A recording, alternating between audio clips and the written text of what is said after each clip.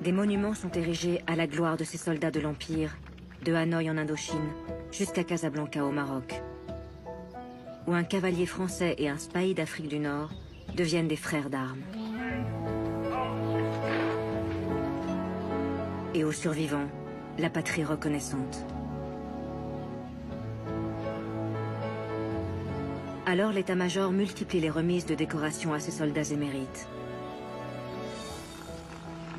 Ceux que l'on moquait comme des sauvages ont payé par leur sang le prix du respect, à défaut de celui de l'égalité.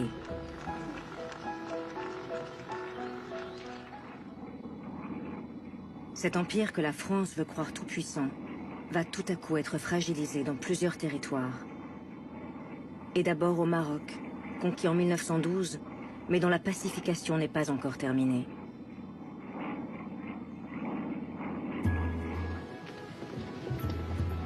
Au lendemain de la guerre, le maréchal Lyautey avait engagé une ambitieuse politique de transformation du royaume chérifien.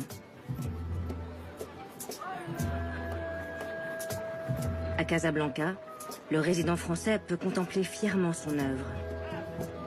À côté de l'ancienne Médina et de ses remparts, le bâtisseur a construit une nouvelle ville, avec ses immeubles à l'architecture moderne et ses grandes avenues tracées par les Français.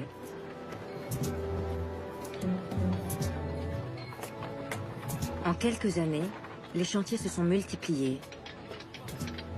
Tous les architectes en vogue à Paris ont débarqué dans la ville blanche, façonnant un condensé d'architecture qui fera la légende de Casablanca.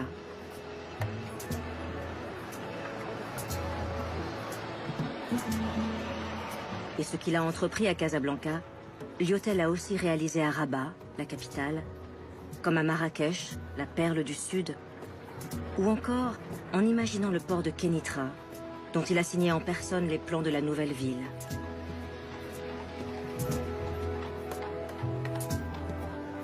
Partout dans le pays, ont ainsi surgi des bâtiments de l'administration que les voyageurs de passage s'amusent à filmer, tant ils ont l'impression d'avoir été propulsés dans de petites villes de la province française.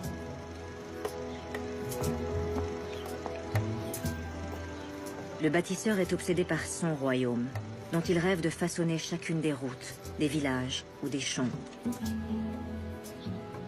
Sa stratégie est celle de la tache d'huile civilisatrice qui doit se répandre dans tout le pays.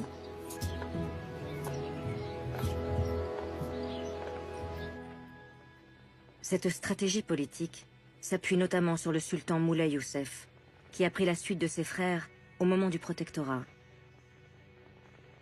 Pour Hubert Lyautey, il faut renforcer le pouvoir politique et spirituel du sultan, car seul un sultan fort permettra de rallier les derniers chefs de tribus hostiles, au sud et à l'est de la zone occupée par les Français.